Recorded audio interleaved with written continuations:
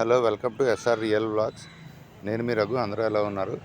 ఈరోజు మీకు నేను ఒక ఆధ్యాత్మిక కార్యక్రమాన్ని గురించి చూపించబోతున్నాను. అది మరేదో కాదు, శ్రీరాముని పాదుకా పట్టాభిషేకం రీసెంట్గా బొబ్బిలిలో జరిగింది. ఈ కార్యక్రమం మొత్తం కవర్ చేశాను.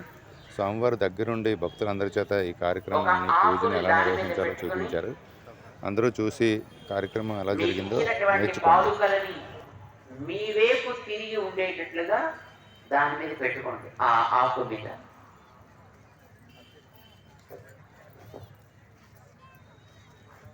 మీరు చెప్పిన పని అయింది అంటే ఓం అంటూ ఉండాలి. అంటే అయింది, పైకి వెళ్ళొచ్చు అని అర్థం అన్నమాట.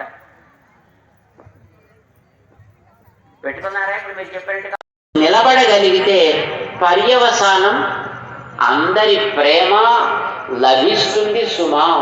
ఇది మనకి రాముడు చూపించాడు. ఆయనకి మొదట వనానికి వెళ్ళినప్పుడు కొన్ని కష్టాలు వచ్చాయి. సీతాపహరణ జరిగినప్పుడు కష్టాలు వచ్చాయి. కానీ ఆయన కష్టాలు వచ్చాయి కదా అని దేవుణ్ణేమీ అనలేదు. కష్టాలు వచ్చాయి కదా అని ఏడుస్తూ కూర్చోలేదు. కష్టాలు వచ్చాయి కదా అని కనిపించిన వాడినల్లా తిట్టలేదు. కష్టాలు వచ్చినా ధైర్యంగా నిలబడ్డాడు.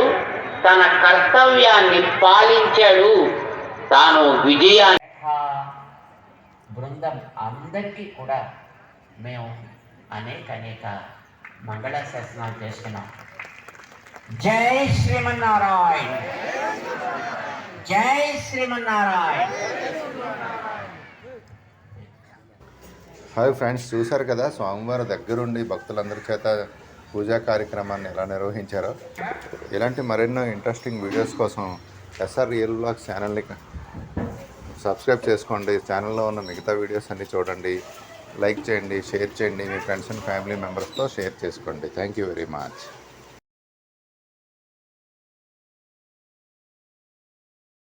మీకు తెలియజేసుకుంటూ మరి ఇంత బహుత్తరమైనటువంటి కార్యక్రమాన్ని జయప్రదం అవ్వడానికి ముఖ్య కారకులైనటువంటి స్వామివారికి రెండు చేతులు జోడించి నా హృదయపూర్వక నమస్కారాలు, కృతజ్ఞతలు తెలియజేసుకుంటున్నాను.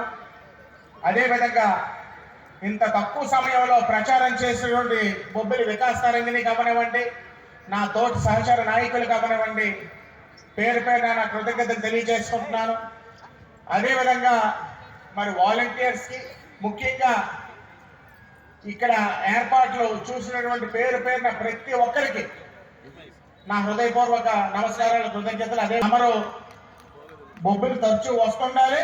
మా ప్రాంతాన్ని, మా ప్రజల్ని తమరు పునీతులు చేయాలి. చాలా గ్యాప్ వచ్చింది స్వామి.